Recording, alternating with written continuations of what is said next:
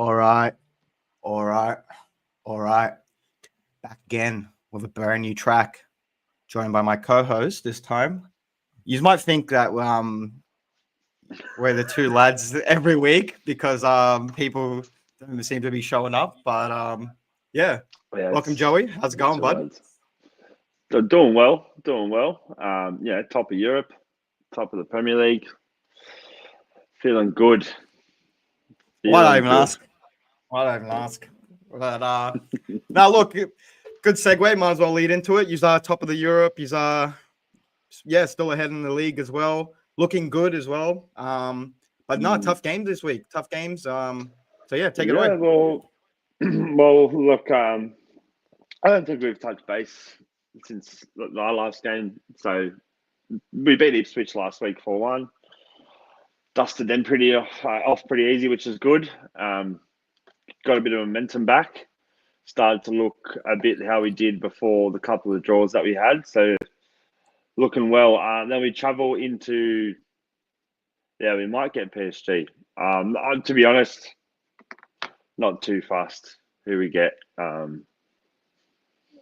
think the probably next game we have in the Premier League is probably going to be harder than any team we could get in Europe. So that's not who I'm really worried about at the moment.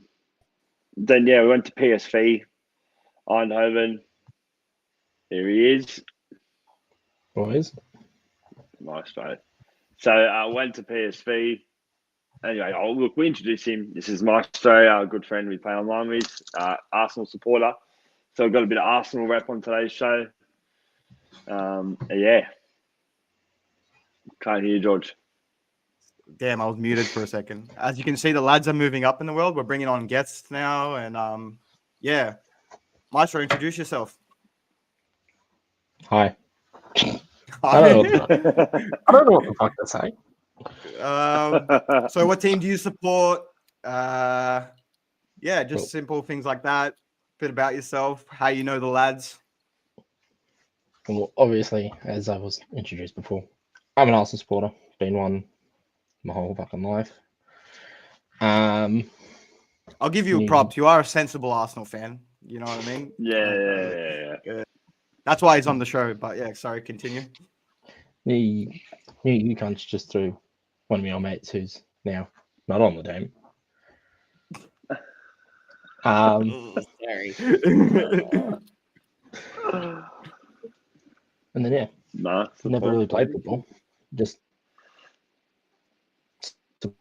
supported it. Yeah. Well, look, you might not have the skills on the field, but you definitely have them in the game, so it doesn't matter. But no, look, thank you for joining. We appreciate it. Like I said, it's good to have different opinions from different fans because it's usually just Man City, Liverpool, and Man United, as you know.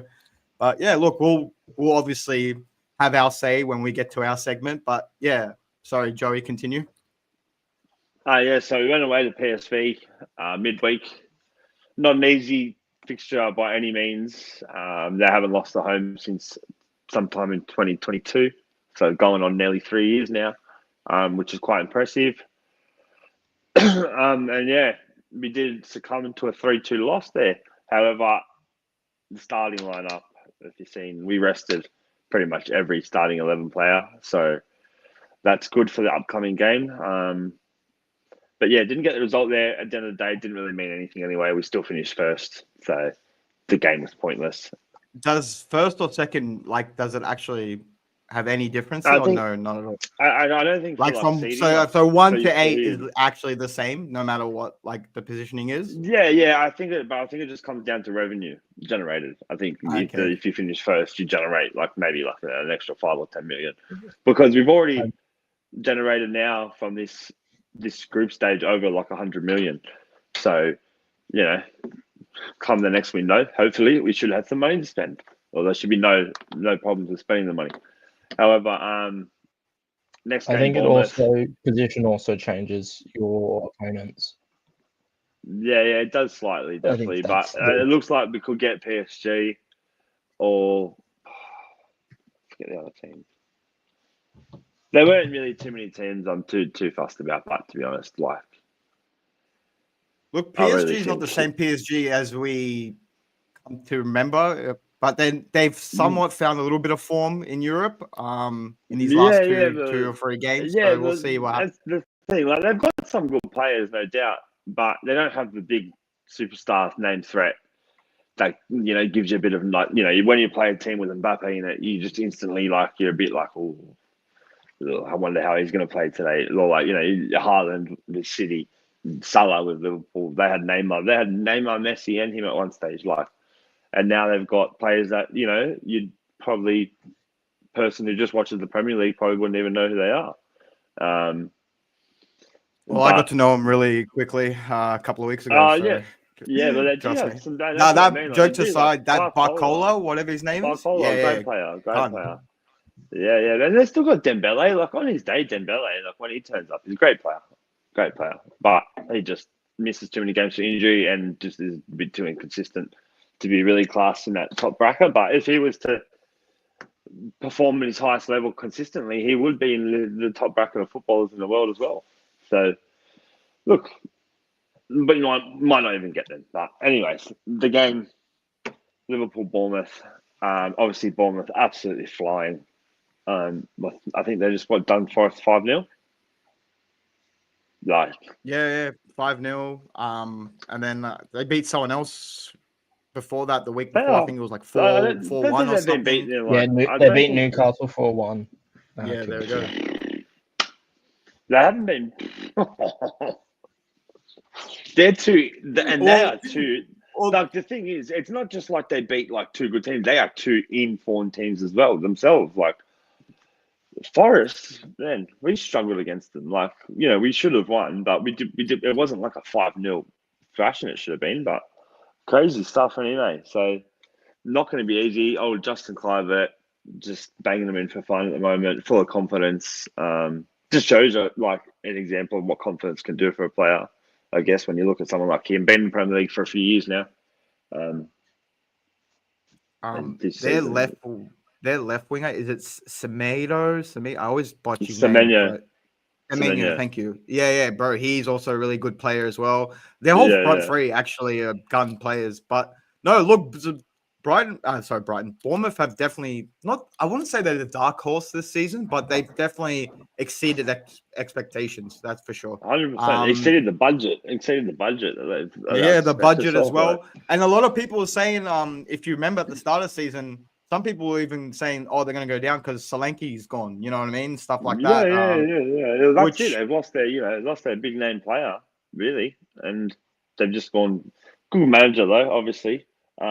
Because you don't really see teams like that in that table bracket really thumping teams 5-0, do you? Like, and 4-1. They usually like get 1 or 2 goals ahead and then sit back. Like these seem to be always wanting to be on the front foot, which for a team of Bournemouth's level in recent years is quite like there. It's quite unheard of, really.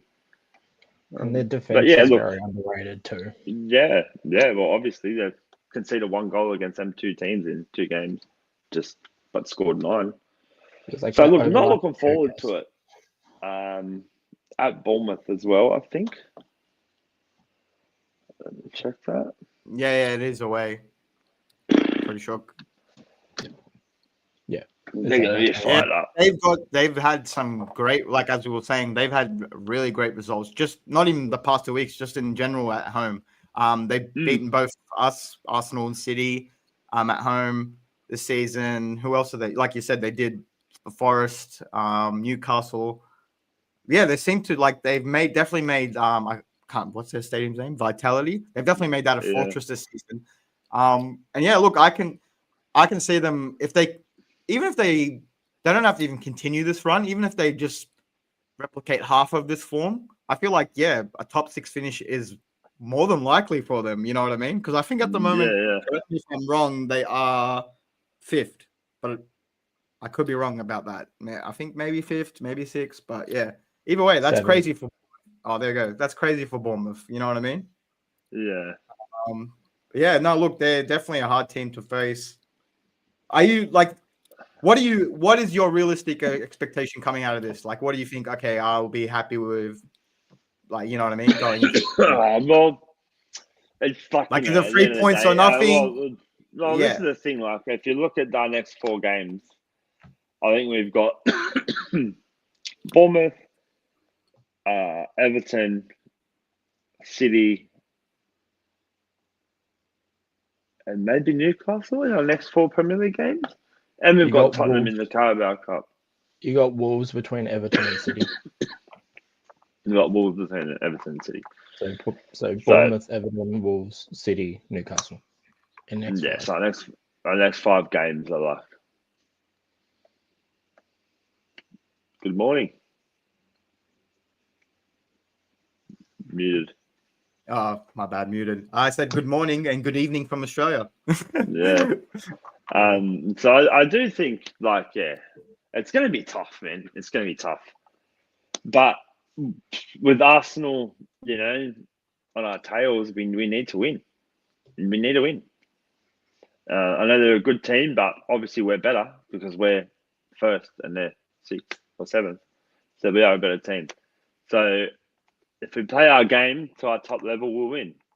But we've just got to produce, players have to be on the ball. And they've had the week off, didn't have to travel, got to stay home. I'm expecting lots of energy. We need to win the midfield battle, definitely. And with that, we'll win the game. If we start controlling the game, we'll win it. Is everyone fit for yous? Like, is there any injuries or any news like that that's popped up or nothing? Because like you said, you rested everyone pretty much during the midweek game. So, looking pretty good in that avenue. So, yeah. And then, so look, I would be happy. I wouldn't. Draw's not the end of the world. Just we can't lose. But ideally, a win would be obviously preferred. And it's hard to say what I expect from the team, though, because I know it's a very hard place to go, and not many teams have gone there and got anything. And there's been teams that are higher up in the table, and they have gone there and not got anything. So be tough, but like I said, if we play our game, do our thing, we can win, definitely. I know this. I have a feeling this game just has 1-0 written all over it. Like someone's just gonna, it's gonna happen. Someone's gonna score around the 60th, 70th minute mark. Hold on, whether Liverpool or Bournemouth, and then that's. I don't know. I just, from what I can see, it's just that's the type of game it's gonna pan out to be. But who knows? We'll see what happens. Yeah, I don't know. I don't know. I've been the last couple of games. Szoboszlai's been really just turning up the screw against Ipswich. I don't know. Man, the guy was on fire. So if he can be firing, if him and Salah are firing, we'll win. Because what Szoboszlai brings to the midfield and to the team is really, really good in terms of energy. And then if you can, keep banging them in, keep assisting, I think we can definitely do some damage there. So. Look, it's going to be a tough one. And look, if we win this, I predict a draw. I think it's going to be 1-1. In my opinion, you said you're not going with you. It's got a 1-0 written all over it. Yeah. Look, if I was going to bet, I'd say 1-0. But I know 1-1's a safe bet. You know what I mean? The safe option. Yeah, well, I reckon 2-1 Liverpool. 2-1 Liverpool. 2-1. Maestro, what have you got? I reckon. What are you hoping for? I know what you're hoping for, but if you're hoping for, it would be Bournemouth. I think it is going to be a very good fucking game. I think you're probably right. It's probably going to be a one score game, but I reckon it's probably going to be Liverpool 3-2. Oh wow! You think actually a few goals will go in? Yeah, it's just Bournemouth on the break. The couple of times I've watched Bournemouth games. They're good on the break. Yeah, they're good.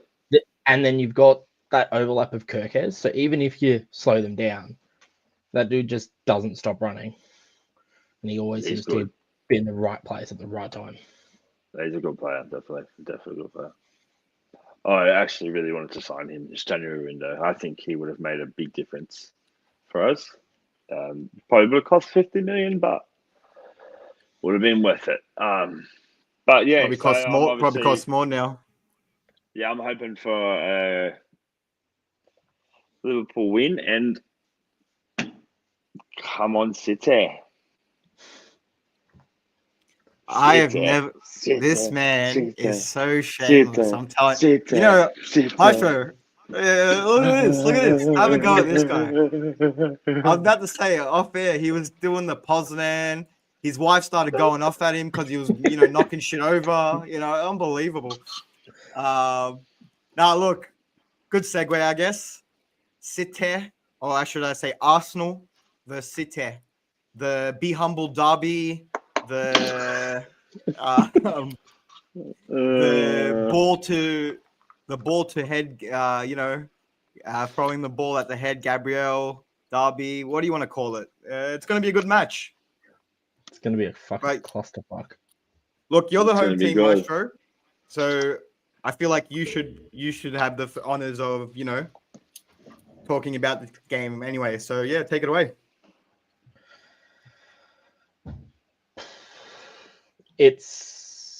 Well, you look at the game earlier in the season, fucking 2-1 up with fucking seconds to 10 go. men.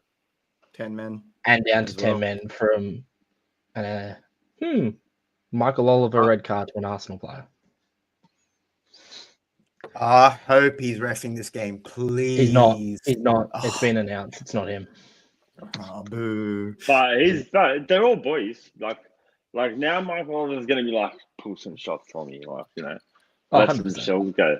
Let some shells go. Yeah, you know what? I would love for a City win by a diabolical refereeing decision, because I just feel like they would just that outcry on social media and the amount of just easily fishable Arsenal fans I could annoy you with a single comment would just be unreal. So I'm praying for it. If that happens, I'm straight onto Instagram for the next 10 hours, just living life at its Well, peak. like you said, no Oliver, no fun, in my opinion. So, but nah, look, I think this fixture going into it, well, from the City's perspective, usually, obviously the past 2 seasons, this has been the title decider fixture. You know what I mean? But both teams, a lot of pressure going into it. You know what I mean? But I feel like, obviously, now with the form we've been in this season, there's not much pressure coming into this game for us. Like, look, if we lose this, it's not the end of the world. Whereas for you, it's like pretty much it's a must win. You know what I mean? Yeah. There's a lot more pressure on us, especially if Liverpool do drop points. If Liverpool drop points, we can't afford to draw. Is Liverpool the first? Liverpool is. So Liverpool plays Sunday morning, our time, and our game's Monday morning. So there's a whole 24 hours. See, that psychologically, that can, as you know, that will affect you. If, like, for example, if Liverpool were to drop points, then I feel like, yeah, Arsenal will come out blazing in that game. But then again, I feel like come out blazing, will we just fucking? But then again, that could backfire because the backfiring effect happens is if you haven't gone 1-0 up or 2-0 up by 60 minutes, then the nerves creep into the stadium.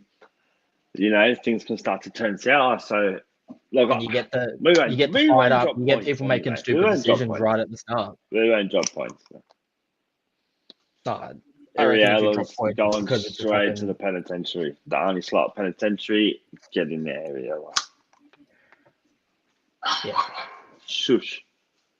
I think no matter what, it's going to be a good game. Like, as you said, the last couple of games we've played, they've been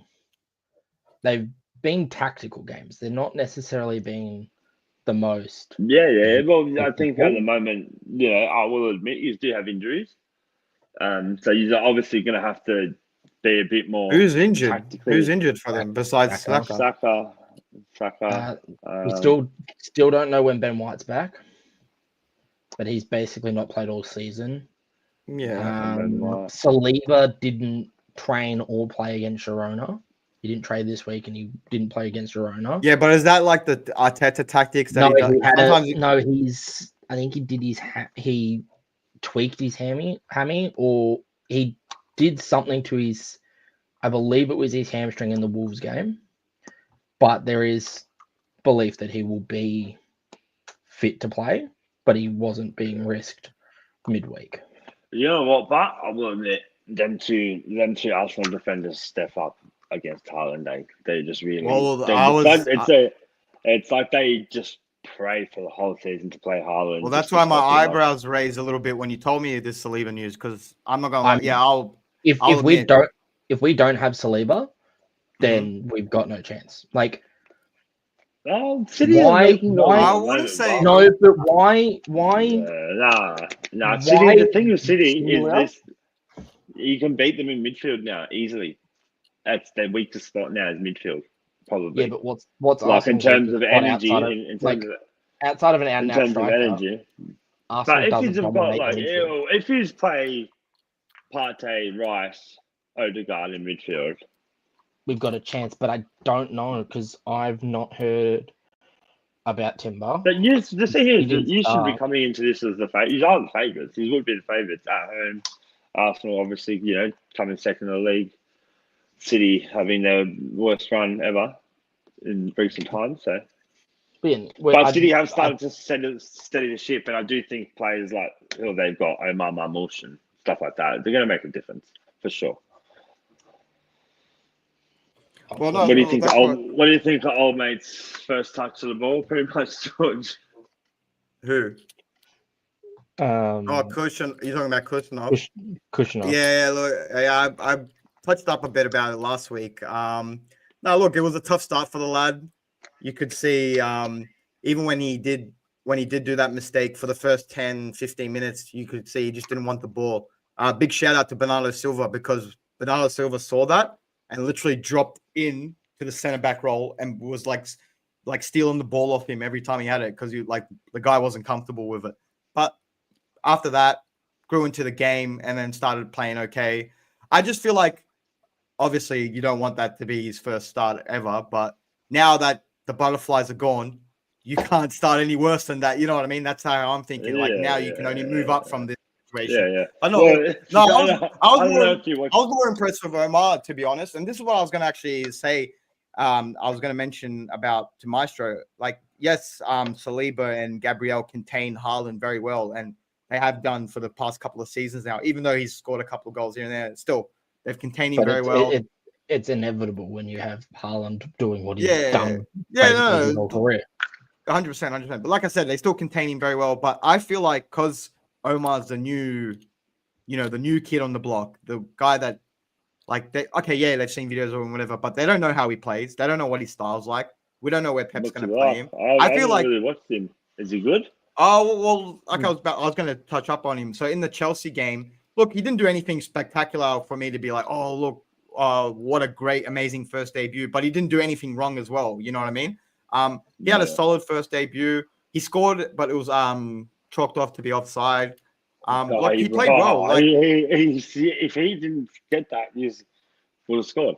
Because Bernardo Silva, wasn't it? He wasn't offside. Exactly. Bernardo Silva wasn't offside. That's correct. But look, at the end of the day, he didn't really know that. He just sort of was eager. He was like, my first goal for City. You know what I mean? Like he wants to score.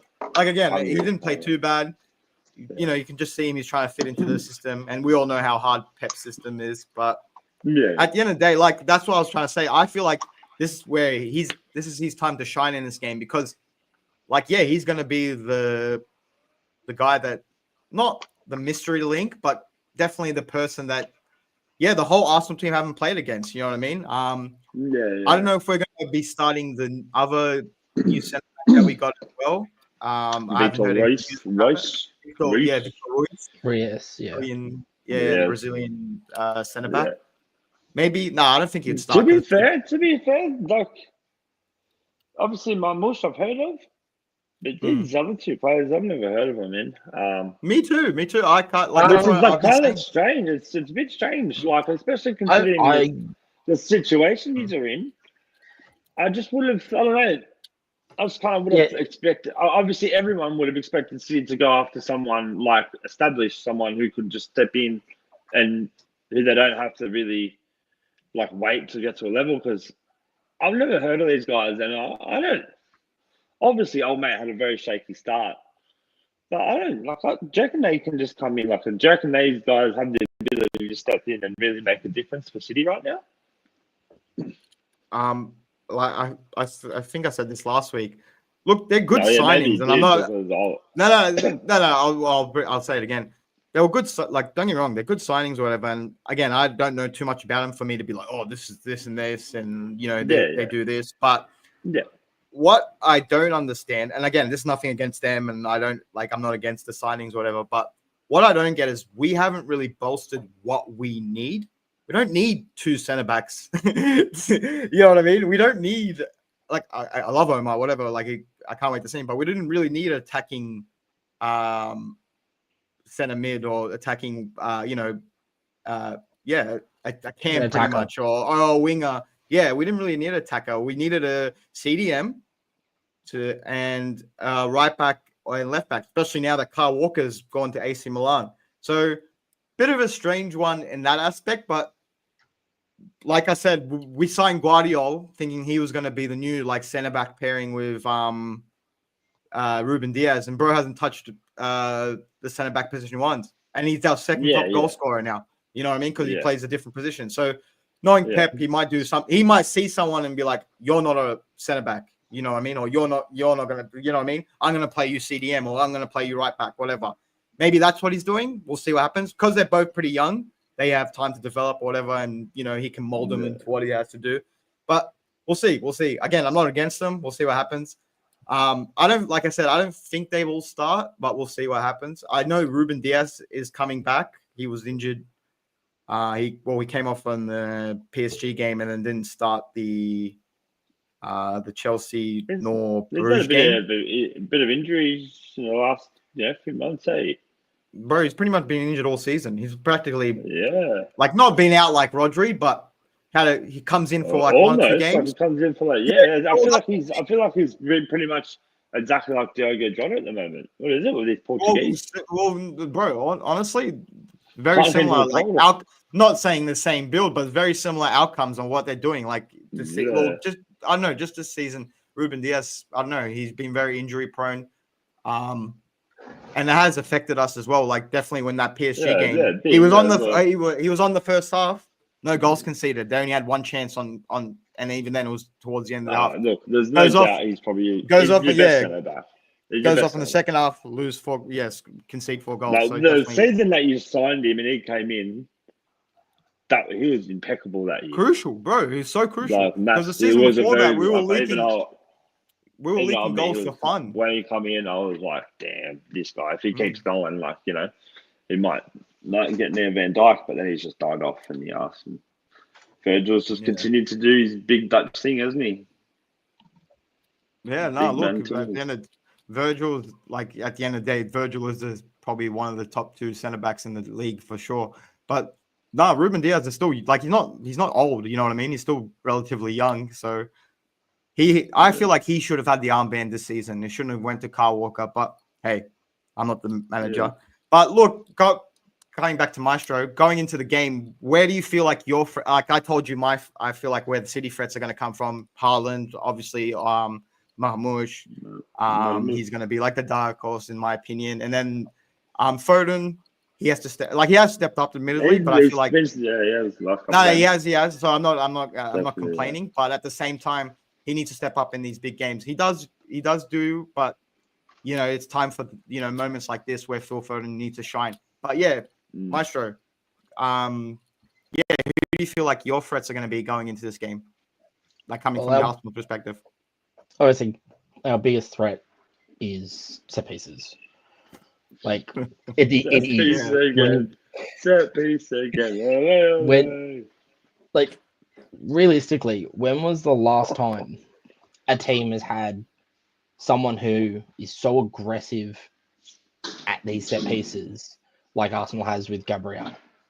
To be Like- fair, we actually struggled so hard against your set pieces in our last game against each other. Like Yeah. that was what we were losing. Honestly, You know? they're good. Like They're good. when you sit They're there and dirty, think but about it, and the thing is, they're dirty. Like, and I don't think that should be allowed. You know, they stop the keeper. Then if it was on any other part of the field, they're doing what they're doing, it'd be a free kick. So I just don't understand why in the box it's not a free kick. But the man rebuttal. Well, at the end of the day, if you're coming to throw a ball and someone steps in front of you, it's a free kick.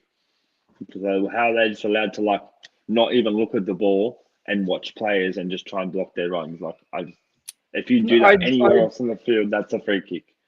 They literally aren't even watching you. They got players with their back to the guy taking the corner, and they are just there to like stop players from running. Like, if you do that anywhere else on the field, that's a free kick. I agree, but at the same time, Arsenal's not the only team who does it. Every team does that. Arsenal's just the only team who scores from set pieces consistently enough for teams to then go, well, hang on a minute, you can't just stand there and do that. No, he's on purposely nudge the keeper just before. Oh, when Ben White's playing, yeah. When Ben White's playing, yes. Ben White. I've seen Havertz do it like 2 weeks ago. Oh, Havertz is a fucking wanker. It's grubby, it's a grubby tactic, and I don't like it, but it works, and he's get away with it, so why not use it? It's effective. I'll give you that. It's hard to stop, definitely. He's a hard man to stop in the box when that ball is coming in at head height or just above. He's powerful. He knows when to run. So what, do you feel like set pieces are your main thing? Like, do you honestly think like that's going to be your main threat in this game going into this game? Or do you feel like there's some other outlets as well? Realistically, our only chance to score is from set pieces. Because we are a big side, but our biggest weakness is our ability to score goals. Like outside of Gabriel and outside of Saka, we don't have any goal scorers. Like it's Havertz. Okay, Havertz who scores one in every 25 shots. He'll score like maybe 12 goals a season or something, Havertz.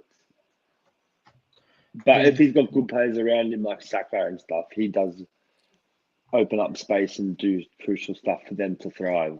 But at the moment, the biggest thing is he's not.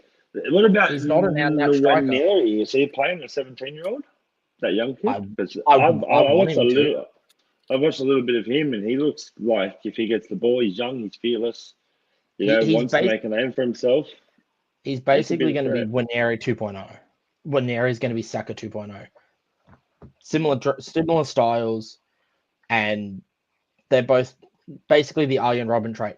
You let them cut in on their left foot in that 45 gap between the edge of the box and the top of the circle, and 9 times out of 10 they're at least going to hit the target. Yeah. Who's playing left wing for you in this game? Who do you think is going to be playing left wing? Because I'm actually just coattailing off this. Probably Trossard, I would say. Look, I'd say probably Martinelli. Look, if it's Trossard, then Nunes should be okay because he has a bit of pace on him. But if it's Martinelli, he's cooked because he can't deal with like super fast wingers at the moment. I don't know if you saw that Club Brugge goal, but their winger cooked the hell out of Nunes. Look, at the end of the day, I'm not throwing stones at him because he's not a right back at the end of the day, so I can't. Yeah, I don't think you could pick stones up. Nice dad joke. Get out. Have a go at this guy, man. Unbelievable. I might get rid of him in the next week. But no, if I was Arteta, I would play Martinelli just because of the pace. Yeah, because Havertz isn't fast. Havertz is a hold up, and we've seen for the last couple of years when Martinelli plays, his speed is dangerous on the counter. I feel like Martinelli in the games against us as well has really showed up as, in my opinion, anyway. I could be wrong. Like just from the games I've seen between us two, Martinelli usually turns up. But most speedy, pacey wingers turn up against City. But I just feel like every time Martinelli's playing, I'm like shit. Like don't get me wrong. Of course, every time Saka's playing, I'm like fuck. But definitely when Martinelli's on the field, I'm thinking to myself, yeah, he's definitely a threat. You know what I mean? Going forward for sure. You know what I mean?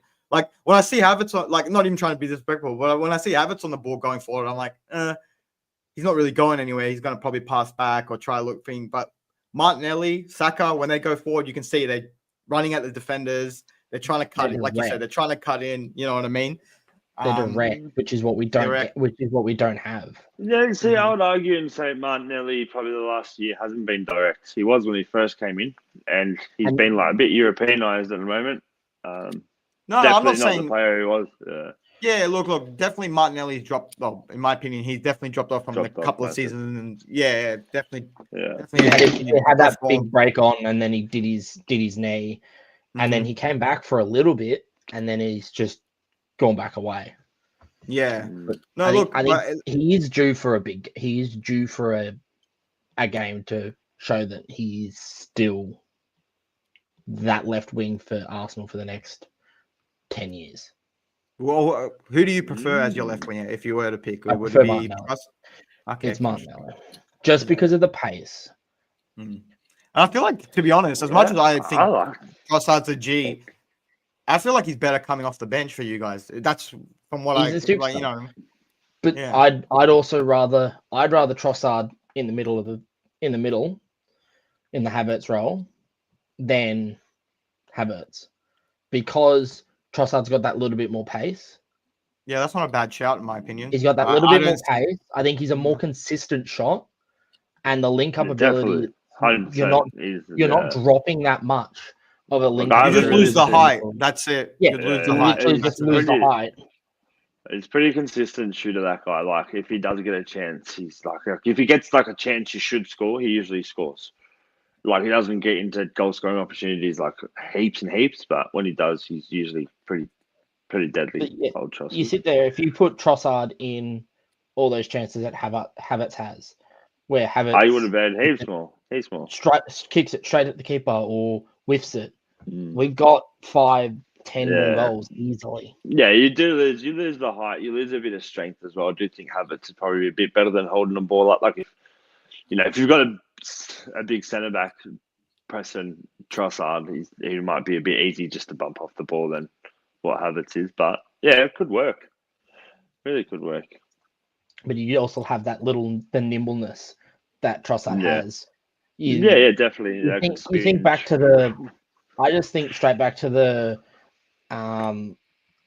Arsenal Norwich game years ago when fucking Cazorla, Wilshere, and Giroud would literally just one-touch passing it through the Norwich defense. Like, okay, it was Norwich, and they got relegated that year. But it was beautiful.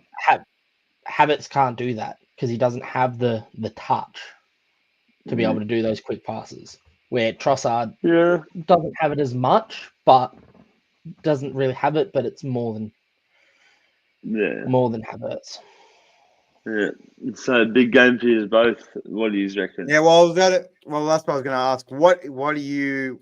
Same question I asked Joey. What is your most realistic outcome coming out of this game for you? Like, what do you think? Like, we must win this. I think. Be happy with it. We must. We have to win this. We must win.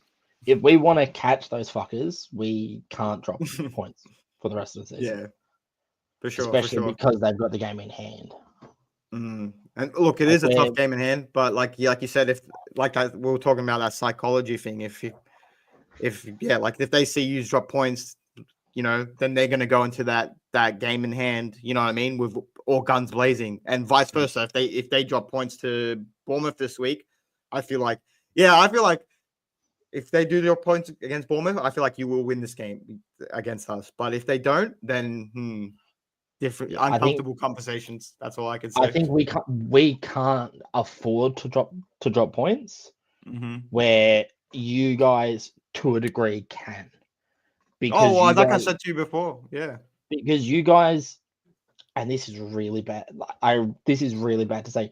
You guys are still the best full team in the Premier League. Well, the table would say otherwise. The table would say otherwise. Liverpool has been the best team this year, but as players, City is still the best team when they're all fit and they're all firing. City under Pep is the best team. Yeah, no, for sure. I mean, the title's show for in the past 6 years, so I agree with that. But no, look, I trust you guys to gain points back if you drop them around Forest, Newcastle, Chelsea, Bournemouth. Then I trust us to get points to catch Liverpool. 100%. Look, well, what's the point differential at the moment between these two? So is it 6 points or 7? 6 points with 10 goal difference. Wow. Okay. Well, and look, the difference between us is 6 points as well. That's crazy. So this See that brings a lot of motivation to the City players. That does, because they know after how shit they've been and everything that they've got given, they can be within 3 points of Arsenal. That's motivation for Mr. to stay humble himself, I reckon. Like, if under the worst run under Pep, if you can be 3 points behind Arsenal at this stage of the season, I reckon that's motivation. Pep will be using that. No, look, that's definitely part of it for sure. But like Maestro was saying, this is a must-win for them, and they can't drop points. Whereas for us, if we were to drop points, it's not the end of the world. Do you know what I mean? Like, we can, our season is the write-off this season. You know what I mean? Sit there. Come on, get some. I wonder why you're so eager. Oh, I forgot. I was like, why is he so persistent that City doing something in this game? But I forgot. Yeah. He's shameless. That's all you can say. He's shameless. You know, Maestro, the last time I heard him say "Go City" was in 2012. That was the last time I heard him say "Go City." Unbelievable. And the only reason he said that was because we beat United. Unbelievable. This guy. But no, look, Maestro, thank you so much for coming on. We appreciate it. Like I said, out of the Arsenal fans out there, you are one of the more sensible ones. So definitely. Big respect for that. Appreciate just jump on last minute as well. Yeah, appreciate it. Big, thank you. Big man things for that one for sure. If you're eager, you're more than welcome to join next time. When Arsenal plays any of our 3 teams, you're more than welcome to join and talk shit. It's been fun. And yeah, look, if you guys want to do the same, you're more than welcome to as well. If you're respectful, you can come join the show. It's all cool. Yeah. We don't discriminate, believe it or not, even though we might look like it. But look, guys, like and subscribe. It's been a great show. It's been a great show as always. I've been your host, who does the most, joined by my 2 co-hosts. one co-host, a new co-host, Joey 6 times, and Maestro. Until next time, fellas. Yes, vamos. East to the Middle East. See you on EA.